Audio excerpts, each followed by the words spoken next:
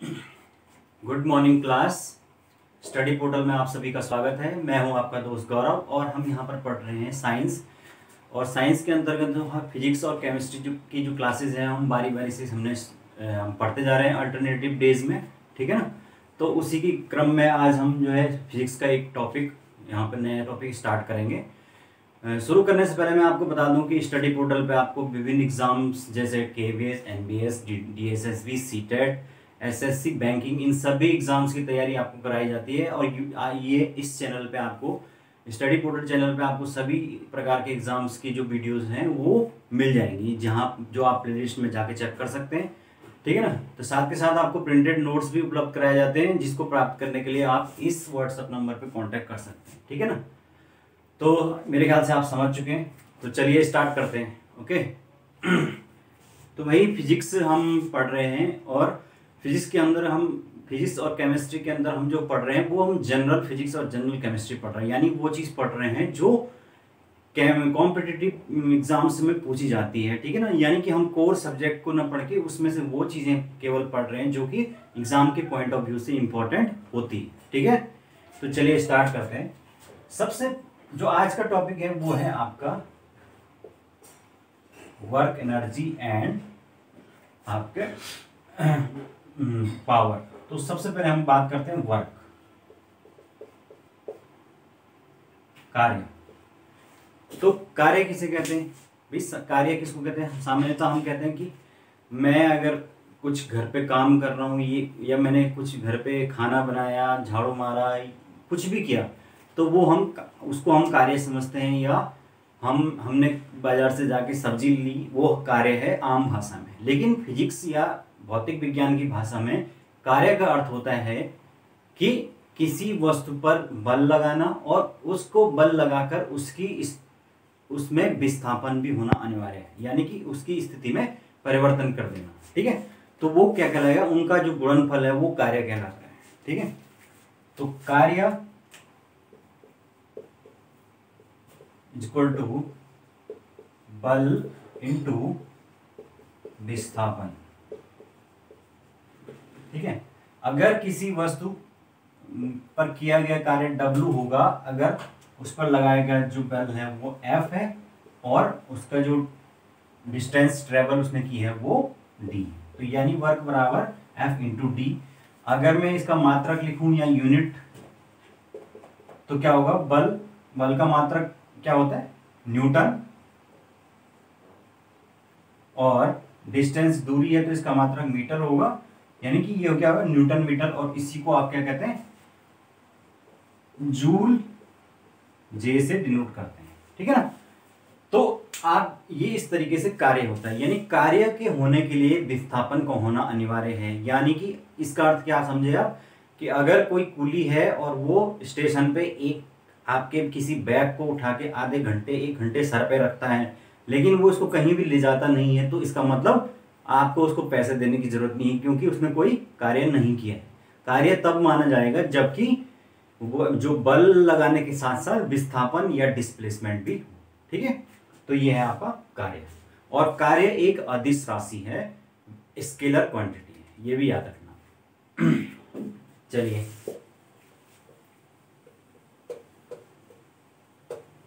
आगे चलते हैं। आगे कार्य हमने देख लिया। नेक्स्ट जो हमारा टॉपिक है वो है शक्ति, या इसको हम पावर कहते हैं। तो शक्ति क्या होती है?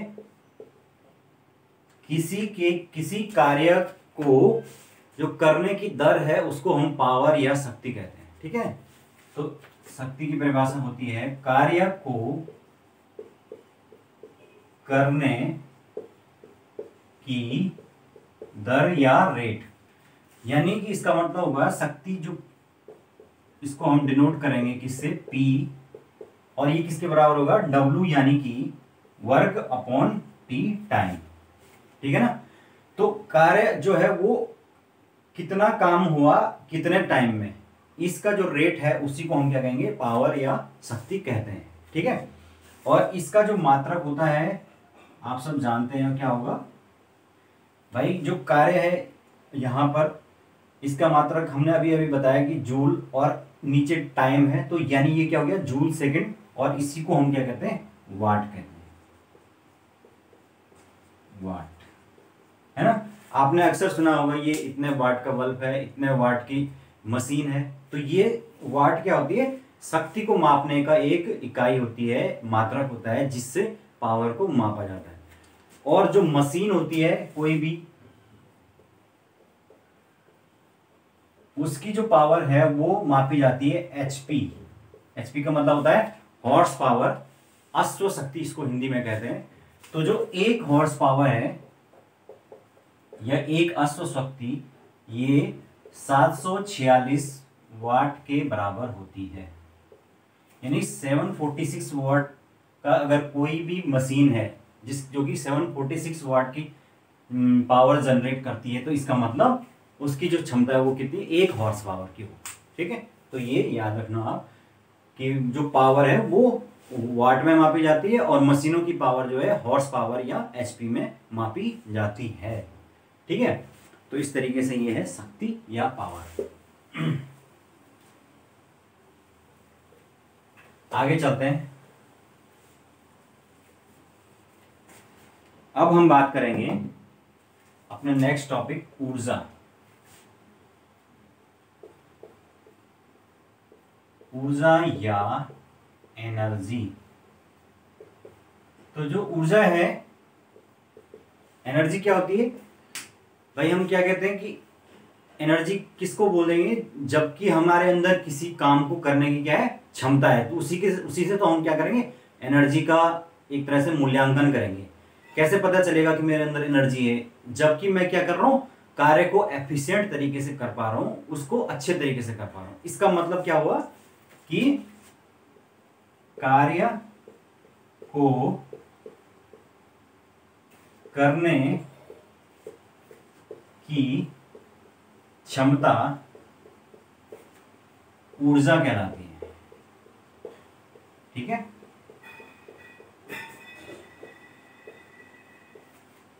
जो कार्य करने की क्षमता है उसी को हम ऊर्जा या एनर्जी कहते हैं। ये भी एक क्या है अदिश राशि है, और कार्य का मात्रक जूल होता है, ऊर्जा का मात्रक भी क्या होता है जूल ही होता है। ऊर्जा का मात्रक या यूनिट जिसको आप कहते हैं वो भी जूल होता है। ठीक है, तो इस तरीके से ये होता है ऊर्जा या एनर्जी, कार्य को करने की क्षमता। आपके अंदर किसी को कार्य को करने की कितनी एफिशिएंट तरीके से आप उसको कर रहे हैं, उसी को एनर्जी कहते हैं। और जो एनर्जी है वो दो प्रकार की होती है। प्रोबेबली आप सबने उनका नाम सुना होगा। कौन कौन सी दो प्रकार की होती हैं? एक होती है आपकी गतिज ऊर्जा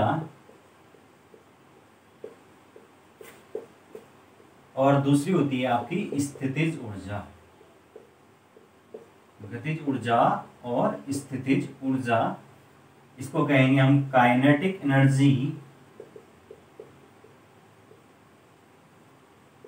और इसको कहेंगे पोटेंशियल एनर्जी। तो ये काफी इंपॉर्टेंट है दोनों, इसलिए इनको अलग अलग ही हम देखेंगे। ठीक है, तो अब एक एक करके देख लेते हैं दोनों क्या चीज है और दोनों के क्या यूजेस होते हैं। ठीक है, सबसे पहले हम देखेंगे गतिज ऊर्जा। गतिज ऊर्जा काइनेटिक एनर्जी। भाई काइनेटिक जो एनर्जी होती है वो क्या होती है, किसी वस्तु में उसकी जो गति है उसके कारण जो ऊर्जा होती है उसी को हम गतिज ऊर्जा कहते हैं। यानी कि अगर कोई वस्तु है वो गतिमान स्थिति में है तो उसके कारण उसमें क्या होगी, कुछ ना कुछ एनर्जी होगी, और उस एनर्जी को हम काइनेटिक एनर्जी कहते हैं। ठीक है, किसी वस्तु में उसकी गति के कारण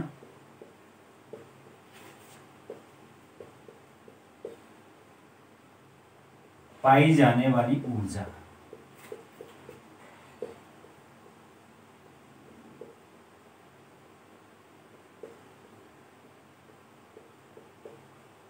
ठीक है।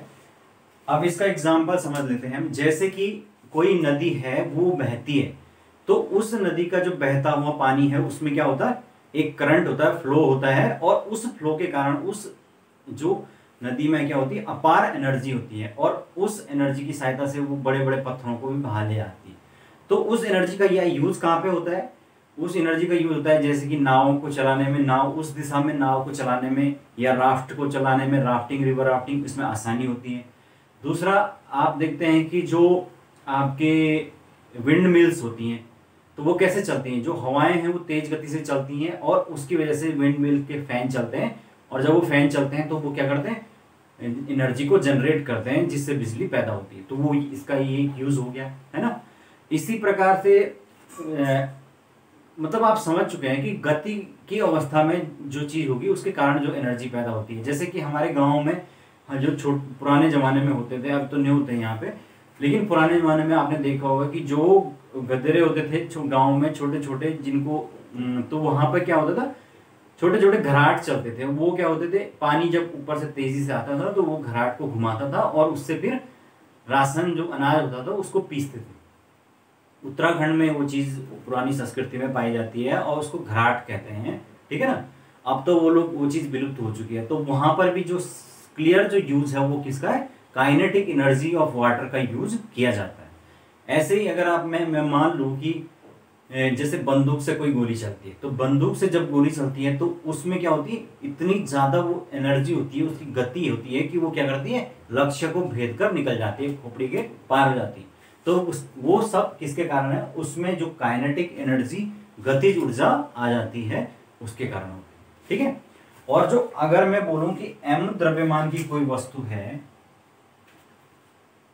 और मतलब m द्रव्यमान की वस्तु है, अगर उस पे v वेलोसिटी से अगर वो क्या कर रही है, गति कर रही है, तो जो काइनेटिक एनर्जी होती है k e, वो किसके बराबर होती है, हाफ ऑफ mv²। ये इसका क्या है, फॉर्मूला है। काइनेटिक एनर्जी जो के ई होती है वो हाफ ऑफ mv² के बराबर होती है, यानी कि m मास और v क्या है, इसकी वेलोसिटी। तो जो मास है वो अगर मैं डबल कर दूं तो काइनेटिक एनर्जी भी क्या हो जाएगी, डबल हो जाएगी। और अगर मैं उसका वेलोसिटी उसको डबल कर दूं तो उसके बाद जो काइनेटिक एनर्जी है वो ऑलमोस्ट 4 गुना हो जाएगी, है ना, क्योंकि यहाँ पे स्क्वायर है तो इसलिए 4 गुना हो जाएगी। तो मास यानी कि अगर कोई पहाड़ी से कोई पत्थर घूम के आ रहा है तो क्या करेगा, वो उसके अंदर काइनेटिक एनर्जी होगी, और वो क्या करेगा, बहुत ज्यादा नुकसान करेगा। अगर वो कम द्रव्यमान का पत्थर है तो कम नुकसान करेगा, और ज्यादा द्रव्यमान का है तो ज्यादा करेगा। क्यों, क्योंकि जैसे उसका मास बढ़ेगा तो काइनेटिक एनर्जी की उसकी बढ़ जाएगी, और वो ज्यादा डिस्ट्रक्टिव होगा, ठीक है। तो इस तरीके से ये काइनेटिक एनर्जी आपने समझ ली, और इसके यूजेस क्या होते हैं ये भी आपने समझ ली। चलिए आगे चलते हैं।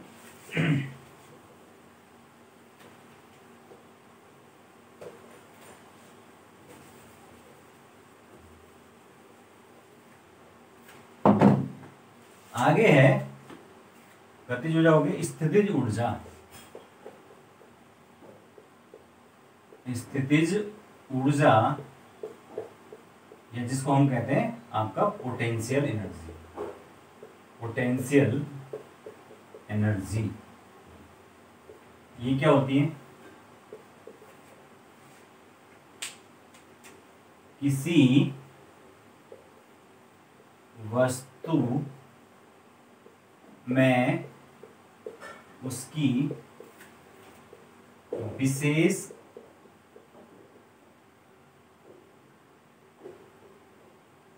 पोजीशन को क्या बोलेंगे, स्थिति के कारण संचित ऊर्जा,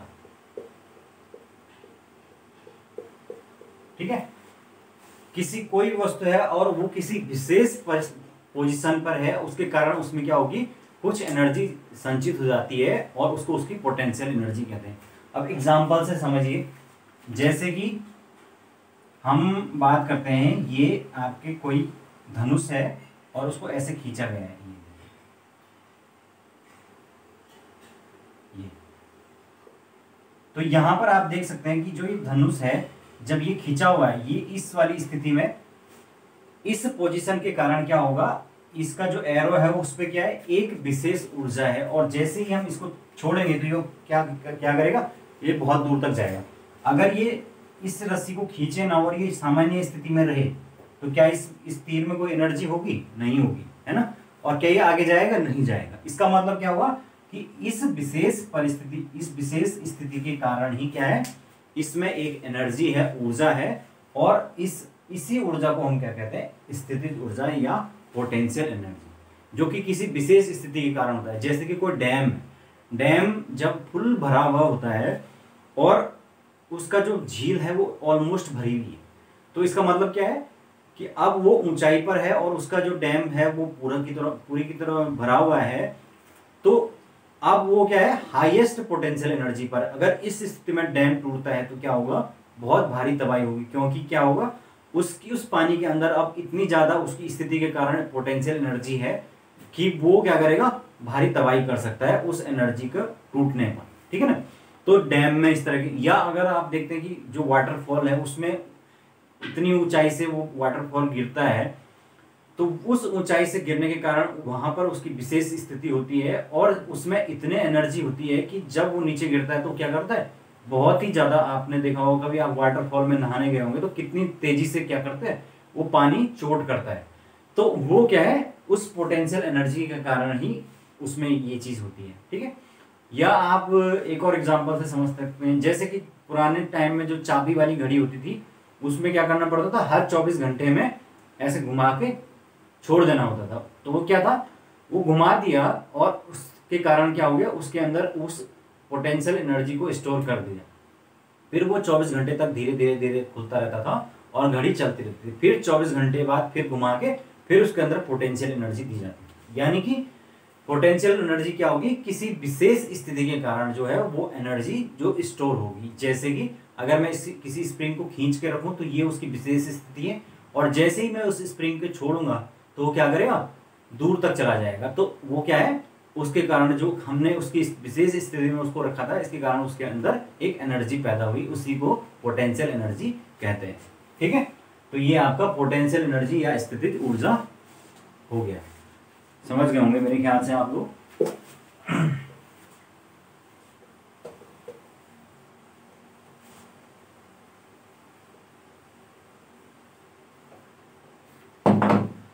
ठीक है, नेक्स्ट अब हम बात करेंगे ऊर्जा संरक्षण का नियम, law of conservation of energy, ठीक है। तो ये क्या कहता है, ऊर्जा को ना तो पैदा किया जा सकता है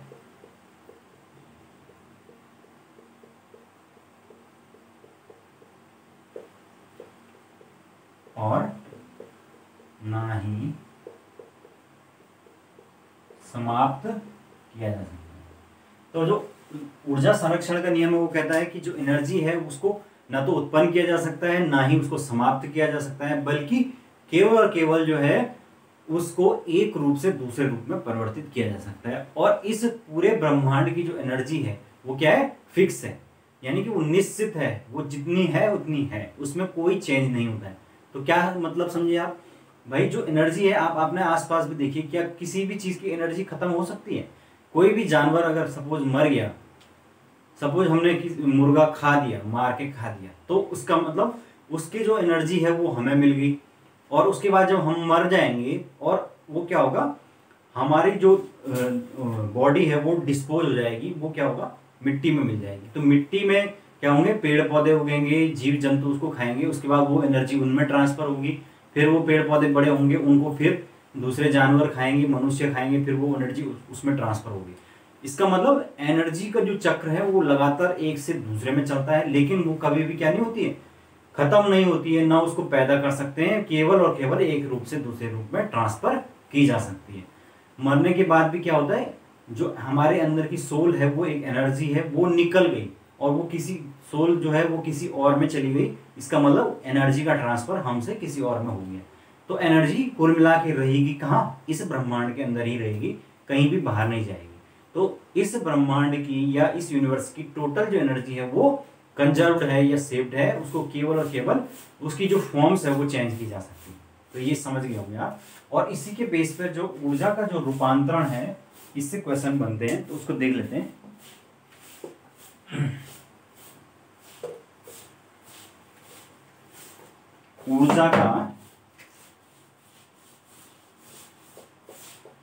ऊर्जा का रूपांतरण यानी कि जो चेंज आएगा किस किस में ट्रांसफॉर्म हो सकती है। तो इसमें कुछ उपकरणों के नाम लिखूंगा मैं, और उसके बाद देखते हैं कि वो ऊर्जा रूपांतरण किस किस में करते हैं, ये क्योंकि पूछा जाता है।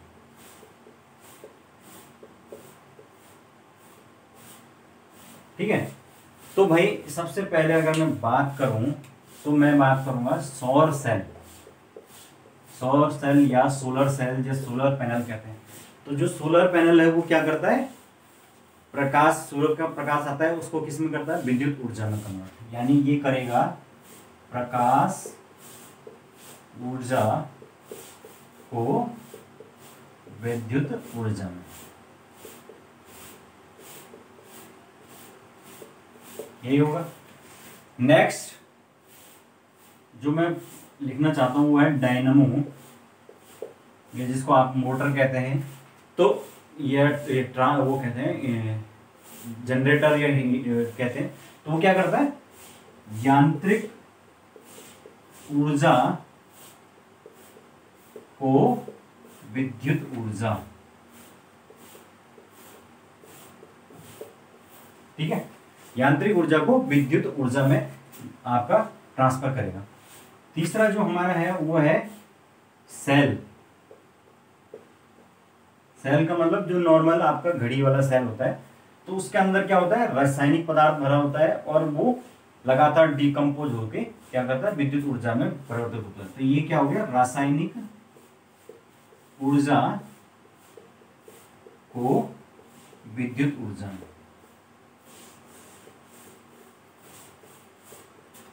उसके बाद है मोटर, विद्युत मोटर।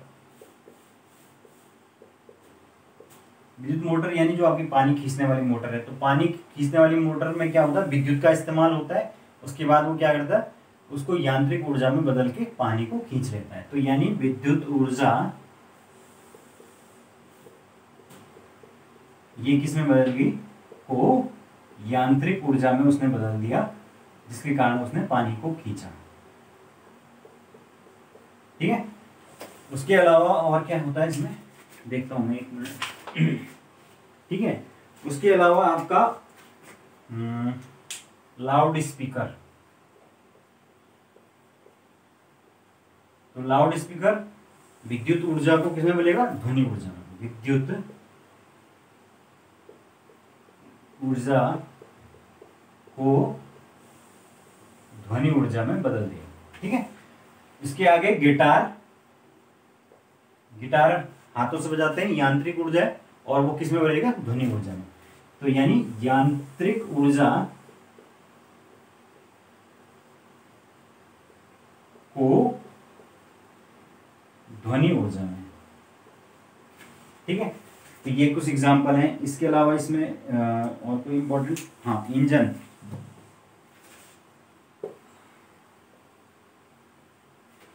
इंजन भी इसमें एक इंपॉर्टेंट फैक्टर है। इंजन जो गाड़ी का होता है वो क्या करता है, फ्यूल जलेगा तो क्या होगा, ऊष्मा पैदा होगी, और ऊष्मा क्या करेगी, इंजन के मोटर को घुमा के इंजन को बढ़ाएगी। तो इसका मतलब इसमें होता है आपका ऊष्मीय ऊर्जा को यांत्रिक ऊर्जा में बदलेगा। ठीक है, तो ये आपके कुछ ऊर्जा के रूपांतरण हैं, और ये आप देख सकते हैं क्लियरली, आप समझ पा रहे होंगे कि किस प्रकार से ये परिवर्तन होते हैं। और इससे एग्जाम में सवाल बन जाता है कई बार कि जैसे आएगा विद्युत मोटर किस एनर्जी की इस ऊर्जा को इस ऊर्जा में बदलता है, 4 ऑप्शन में इस प्रकार से दे देगा। तो इसमें आप कंफ्यूज नहीं होनी चाहिए, सीधे सीधे ये समझिए कि जो प्राइमरी है वो ऊर्जा कैसी है। जैसे सूर्य से प्रकाश आ रहा है तो वो जाहिर सी बात है प्रकाशीय ऊर्जा है, और जब वो सोलर प्लेट पे पड़ता है और उसको कन्वर्ट करके हम क्या कर रहे हैं, विद्युत में बदल रहे हैं, तो वो विद्युत ऊर्जा में बदल गया। ठीक है, यानी वो ऊर्जा का रूपांतरण हो गया। ओके, तो चलिए इतना काफी है इसमें।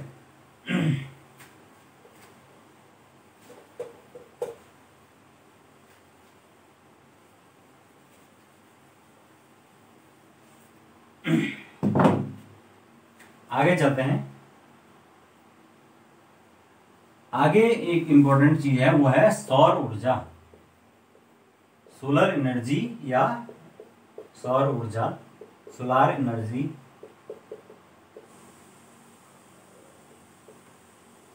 क्या होता है सौर ऊर्जा?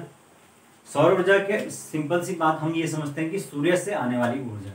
तो सूर्य के अंदर जो ऊर्जा होती है वो किस कारण होती है, आपने कभी सोचा है? उसके लिए आपको सबसे पहले समझना होगा कि सूर्य के अंदर जो संगठन है या जो गैसें हैं वो कौन कौन सी है। तो जो सूर्य है उसके अंतर्गत, सूर्य के अंतर्गत आपके 70% जो गैस है वो है आपका हाइड्रोजन,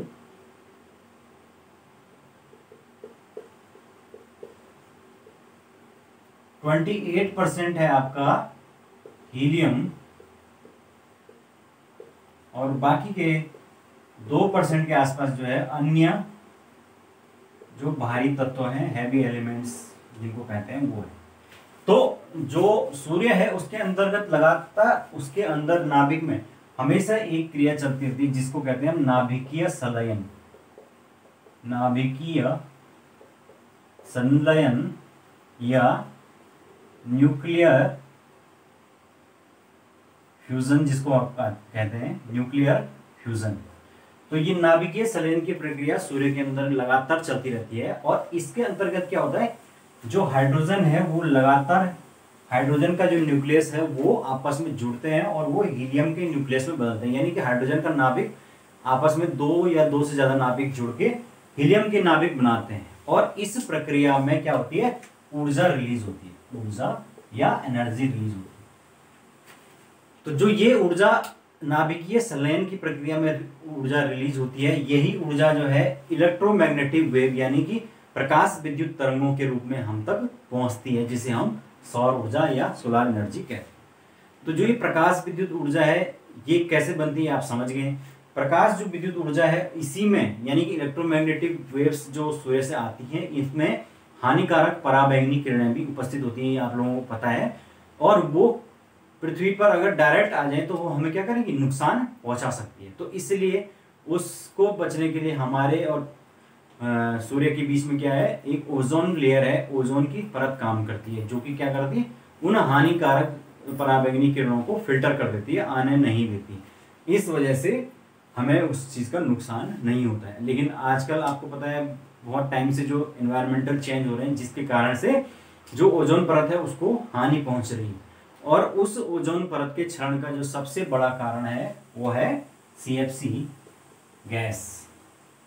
CFC यानी क्लोरोफ्लोरोकार्बन, ये भी कई बार एग्जाम में पूछ लिया जाता है। ठीक है, तो ये आपको याद रखना है, क्लोरोफ्लोरोकार्बन जो है वो क्या है, ओजोन परत के क्षरण में सबसे बड़ी भूमिका निभाती है। ठीक है, तो ये है आपका सोलर एनर्जी, जिसके अंतर्गत लगातार न्यूक्लियर फ्यूजन जो है वो चलता रहता है, और नाभिकीय संलयन की प्रक्रिया में हाइड्रोजन हीलियम में कन्वर्ट होता है, एनर्जी रिलीज होती है। तो धीरे धीरे करके क्या होगा, एक कभी हजारों करोड़ों साल बाद एक टाइम आएगा जबकि ये सारा का सारा जो हाइड्रोजन है वो हीलियम में कन्वर्ट हो जाएगा, और उस दिन क्या हो जाएगा, सूर्य जो है वो प्रकाश देना बंद कर देगा। यानी कि जो सूर्य भी हमारा एक तारा है, और आपने सुना होगा मृत तारा यानी डेड स्टार, तो सन भी उस दिन क्या बन जाएगा, डेड स्टार बन जाएगा। लेकिन ये अभी नहीं होगा, चिंता मत करो, करोड़ों साल बाद होगा ये, तो तब तक तो है ना। चलिए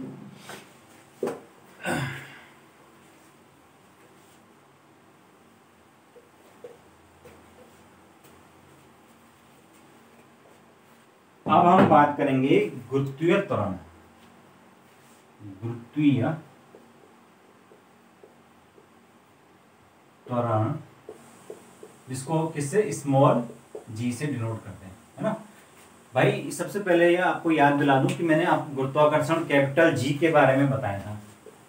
तो गुरुत्वाकर्षण जो है कैपिटल जी से डिनोट करते हैं, और इसके बारे में न्यूटन का जो नियम था capital G equal to, sorry, जो कोई भी दो पिंड है उनके बीच जो है लगता है कौन सा बल, आकर्षण बल, जिसको हम गुरुत्वाकर्षण कहते हैं, और वो कितना होता है, F equal to G m1 m2 upon R square. यही था फॉर्मूला, ये न्यूटन का लॉ है, ठीक है। तो गुरुत्वीय त्वरण, तो गुरुत्वीय त्वरण क्या होता है, गुरुत्वीय त्वरण का मतलब होता है कि अगर कोई भी वस्तु जो है वो किसी ऊंचाई से मुक्त रूप से छोड़ी जाती है धरती की तरफ, तो पृथ्वी के गुरुत्वाकर्षण के कारण जैसे जैसे वो पृथ्वी के नजदीक आती है तो उसका जो वेलोसिटी है, वेग है, वो क्या होता है, बढ़ जाता है, और वेलोसिटी के बढ़ने के कारण उसमें एक त्वरण पैदा होता है। तो उस स्थिति में जो त्वरण है उसको हम कहते हैं गुरुत्वीय त्वरण, या जी से उसको डिनोट करते हैं, ठीक है ना। और वो किसके बराबर होगा, सामान्यतः मैंने आपको बताया कि जो बल है वो होता है किसके बराबर, मास इनटू एक्सेलरेशन। लेकिन यहां पर जो है वो एक्सेलरेशन की जगह क्या है, जी है, यानी गुरुत्वीय त्वरण, तो mg यानी F इक्वल टू mg। जो लगने वाला बल है यहां पर वो F equal to m into g के बराबर होगा, जो कि क्या है, वस्तु का भार।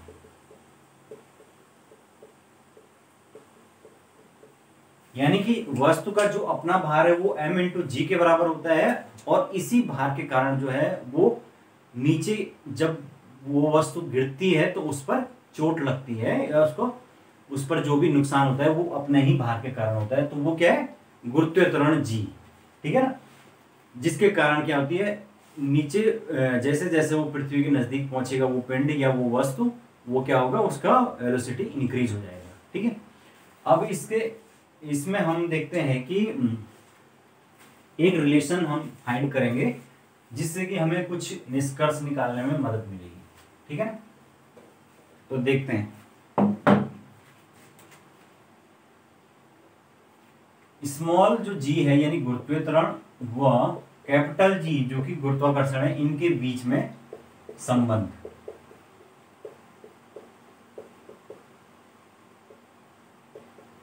इनके बीच में रिलेशन फाइंड करना है, ठीक है। तो अगर मैं ये मान लूं कि जो पृथ्वी है उसका जो मास है वो me है, e मतलब अर्थ है, तो इसलिए मैंने me कर दिया, और कोई दूसरा पिंड है जो कि किसी ऊंचाई पर है, उसका मैंने मान लिया m है, ठीक है। और पृथ्वी की जो रेडियस है वो मैंने मान ली re, ओके। ये है रेडियस, ये है मास उस वस्तु का, और ये मास ऑफ अर्थ। तो इस स्थिति में अगर मैं न्यूटन का लॉ लगाता हूं तो F जो है वो किसके बराबर हो जाएगा, G m1 m2 होता है, लेकिन m1 तो है नहीं, तो m1 की जगह क्या है, me है, और दूसरा क्या होगा m, और रेडियस की जगह क्या है re, तो re का स्क्वायर, यही होगा F equal to G m1 m2 me m upon re square. और यहां पर हमने अभी बात की थी कि F किसके बराबर है, m इंटू जी के बराबर है, तो दोनों F के बराबर है, ये भी F के बराबर है, ये भी F के बराबर, तो ये दोनों भी बराबर हो जाएंगे, आप सब जानते हैं। तो m g इक्वल टू हो जाएगा g m e m upon r e square. तो यहाँ पर m से इस m को कैंसिल कर दीजिए, तो जो रिलेशन हमारे बीच में आया है वो है g equal to capital G m e upon r e का स्क्वायर, ठीक है। तो ये जो रिलेशन है ये कैपिटल G और स्मॉल g के बीच में आया है, यानी कि इस जो फॉर्मूले में आप देख सकते हैं यहाँ पर जो स्मॉल m है वो कहीं भी नहीं है इस फॉर्मूले में। तो इसका मतलब क्या होगा कि जो गुरुत्वीय त्वरण g है, स्मॉल g, उसका मान जो है वो मास के ऊपर डिपेंड नहीं करेगा। अब इससे क्या फर्क पड़ेगा, जैसे कि अगर कोई दो चीज है, दो वस्तु हैं, उनको मैं समान ऊंचाई से नीचे गिराता हूं, और एक सपोज कागज है और एक पत्थर है या एक लोहे का टुकड़ा है, तो क्या दोनों में से कौन पहले पहुंचेगा? तो इसका आंसर है दोनों एक साथ नीचे पहुंचेंगे, ठीक है ना। लेकिन शर्त ये है कि निर्वात होना चाहिए, यानी कि वैक्यूम होना चाहिए, हवा नहीं होनी चाहिए, वायु नहीं होनी चाहिए। अगर वायु को हटा दिया जाए तो दोनों के दोनों क्या होंगे, एक साथ नीचे पहुंचेंगे। क्योंकि क्या होगा, जो स्मॉल m है यानी कि मास ऑफ उस पर्टिकुलर वस्तु, तो मास उस पर डिपेंड करता ही नहीं है, यानी जी का मान मास पर डिपेंड ही नहीं कर रहा है। इसका मतलब ये कि दोनों के दोनों चीजें समान गति से, मतलब समान रूप से एक ही समय पर नीचे पहुंचेंगी, लेकिन निर्वात होना जरूरी है। क्योंकि अगर वायु होगी तो वो क्या करेगी, घर्षण के कारण क्या करेगी, श्यानता उत्पन्न करेगी, विस्कोसिटी, और इसके कारण जो है वो हल्की वस्तु देर में पहुंचेगी और भारी वस्तु जल्दी पहुंच जाएगी, ठीक है। तो ये इसका आंसर, तो ये इस निष्कर्ष को इस फॉर्मूले से निकाला जाता है। आपने कई बार सुना होगा ये क्वेश्चन कि पूछते हैं कि दोनों में से कौन पहले पहुंचेगा, तो कोई भी पहले नहीं पहुंचेगा, बल्कि दोनों एक साथ नीचे पहुंचेंगे, ठीक है। तो ये आपका स्मॉल जी और कैपिटल जी के बीच में रिलेशन है। स्मॉल जी क्या होता है, गुरुत्वीय त्वरण, और कैपिटल जी आपका गुरुत्वाकर्षण, या जिसको हम सार्वत्रिक गुरुत्वाकर्षण कहते हैं, ग्रेविटी। तो ये आप समझ गए हैं ये कॉन्सेप्ट भी, ठीक है। अब इसमें एक चीज आती है कि ये भी पूछा जाता है जी के मान में परिवर्तन। जी के मान में परिवर्तन, ये हमेशा याद रखना है कुछ चीज इसमें। जैसे कि ये सपोज अर्थ है, ठीक है। तो अर्थ जो है, इस आप जानते हैं कि अर्थ के जो सेंटर से गुजरने वाली रेखा है ऐसे,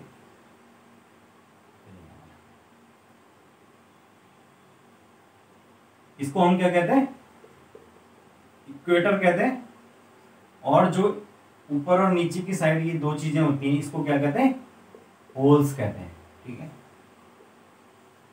तो जो इक्वेटर है, इस पर जो जी की वैल्यू है, जी का मान, ये न्यूनतम होता है,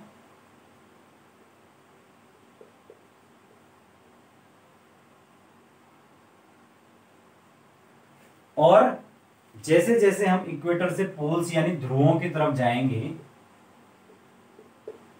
जो जी का मान है वो बढ़ता जाएगा इक्वेटर से पोल की तरफ जाने पर, और पोल्स पर सर्वाधिक होगा, पोल्स पर सर्वाधिक होगा, ठीक है। यानी कि जो ध्रुवीय क्षेत्र है उसमें सर्वाधिक मान होगा। इसीलिए जो सैटेलाइट्स हैं वो क्या करेंगे, उनको ज्यादा से ज्यादा ऐसी जगह से छोड़ा जाएगा जहां पर जी की जो वैल्यू है वो कम हो, ठीक है। यानी कि उनको इक्वेटर के नजदीक से ही छोड़ा जाएगा। इसका कारण ये है कि तब क्या होगा, कम एनर्जी लगानी पड़ेगी। अगर हम उनको पोल की साइड से छोड़ेंगे तो जहां पर जी की वैल्यू ऑलरेडी बहुत ज्यादा है, तो क्या होगा, वहां पर हमें रॉकेट को ज्यादा एनर्जी देनी पड़ेगी, ठीक है। तो ये भी इसका एक कारण है, जी के मान की वैल्यू में कहाँ कहाँ परिवर्तन होता है, याद रखना आप ये चीज, ठीक है। तो चलिए आगे चलते हैं। अब इसमें क्या चीज रहेगी,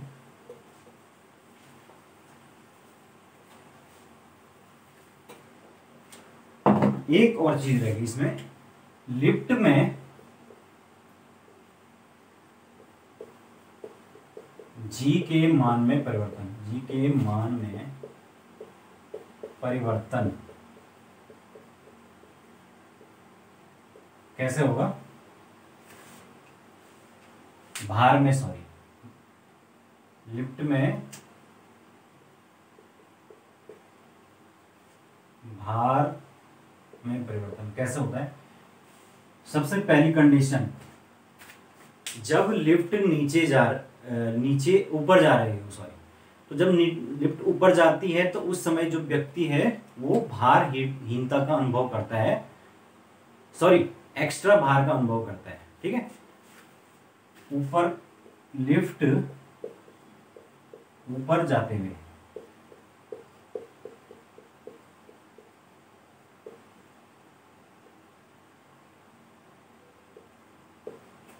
ठीक है, तो ऊपर जाते हुए जो वेट है W वो कितने के बराबर हो जाता है, mg जो वेट है वो तो रहेगा ही रहेगा, प्लस इसमें ma लिफ्ट के एक्सेलरेशन के कारण एक आभासी जो वेट है एम ए वो जुड़ जाता है। तो जब हम ऊपर जाते हैं तो हमें ऐसा लगता है कि हमारा जो भार है वो बढ़ गया है, इंक्रीज हो गया है। तो वो आभासी जो भार है वो इसके कारण इंक्रीज हुआ है ऊपर जाते हुए। दूसरी कंडीशन, लिफ्ट नीचे आते हुए,